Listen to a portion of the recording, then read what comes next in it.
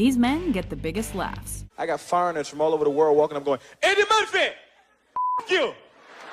Welcome to WatchMojo.com, and today we're counting down our picks for the top 10 male stand-up comedians. I used to do drugs, I still do, but I used to too. For this list, we've chosen those male comics who defined and refined the art of stand-up comedy. Lucky guy, I got a lot going for me. I'm healthy, I'm relatively young, I'm white, which thank God for that shit, boy. That is a huge leg up, are you kidding me? Number 10, Louis C.K. Louis C.K. is the biggest name in stand-up today, mastering the balance between quality and quantity. They got their phone and they're like, it won't. Give it a second. It's going to space. After building his rep in the 90s, writing for shows like Late Night with Conan O'Brien, Louis truly found his down-to-earth, razor-sharp comedic voice when he became a father. I walk in the kitchen, she's talking to my wife. She says, Mama, I saw a doggy today. And I was like, really? Where did you see a doggy? And she's like, I'm telling Mama, not you. I'm like, hey, you, I'm just asking to be nice anyway. Since then, he's dominated and transformed the art form with a stand-up based TV series and by changing the way people consume comedy. Or you'll meet the perfect person who you love infinitely, and you even argue well, and you grow together, and you have children, and then you get old together, and then she's gonna die. That's the best case scenario.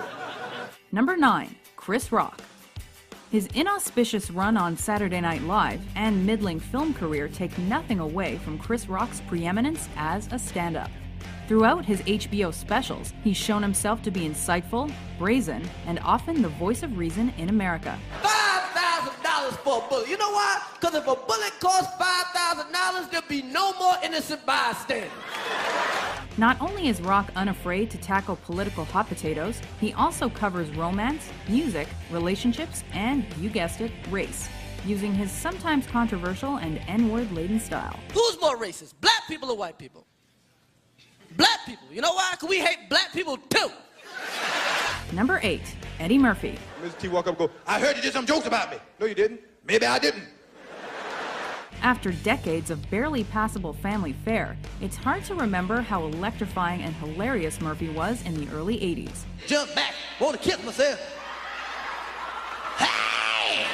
His turn as an SNL star got him noticed, and his film career made him famous, but it's his 1983 concert Delirious that showcased the real Eddie Murphy. My father stand up in the middle of the cookout and say, It's my house. You know what it is? And if you don't like it, you get the f*** out. Profane, politically incorrect, and full of impersonations, it remains one of the greatest stand-up films ever, made when Murphy was only 22. I said, look, Steve, I get too much mother flack over this impression. I don't like doing it. I ain't doing the shit no more. Stevie said, well, I feel that. I said, shut the up. Number 7, Jerry Seinfeld. Maybe the purest comic on our list, Seinfeld is so proficient an observational comedian, he's now emblematic of the style.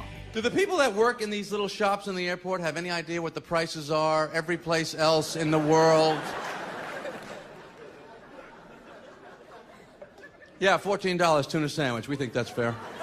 Even without the use of expletives or any particularly racy material, Seinfeld became the top-earning comedian in the world, making nothing hilarious and becoming the master of his domain. He may have become a household name as a sitcom star, but he's always carried stand-up comedy in his bones. Women have two types of orgasms, the actual ones and the ones that they make up on their own. And I can give you the male point of view on this, which is we're fine with it. Number 6, Robin Williams. Thank you for the standing ovation. You made the orgasm up front. Let's have a cigarette. Let's relax. Juilliard-educated and coke-fueled for the first part of his career, Williams ripped his way to the top of the renowned Comedy Store in the 1970s, before breaking big on Mork and Mindy. Oh, no, not again. It's nothing serious. It's just the world as we know it is coming to an end. Williams is a virtuoso performer of stream-of-consciousness banter and impersonations. No one beats Williams' quick wit, improv abilities, and versatility. And because of his wide-ranging themes, no one beats him in universality either. They make porn movies of my movies.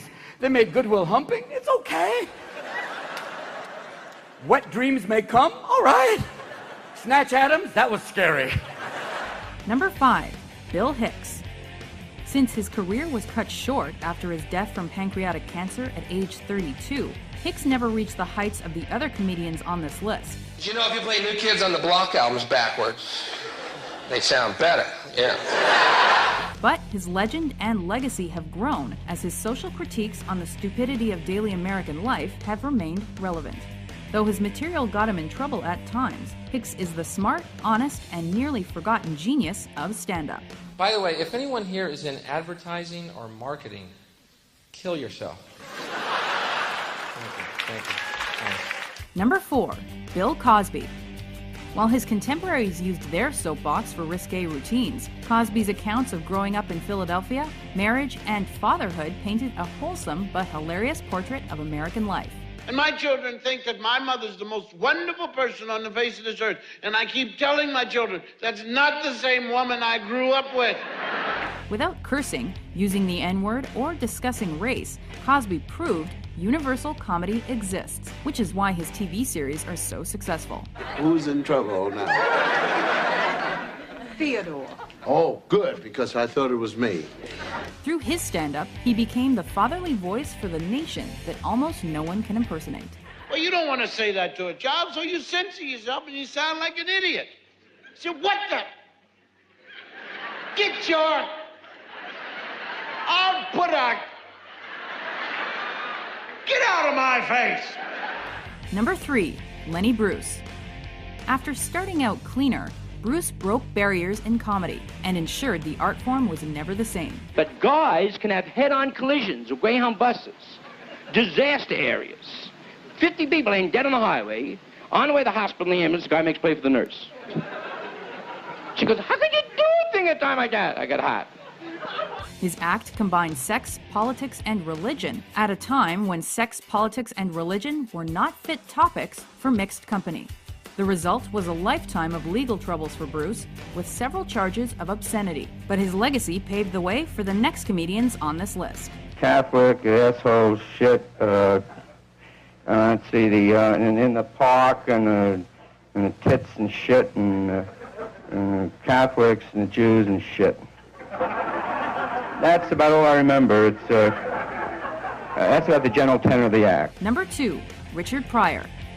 Pryor was a prophet. He translated personal experience into deep truths about the human condition and reached a wide audience with his profane and colorful examinations of race and racism. You ever notice how nice white people get when there's a bunch of around?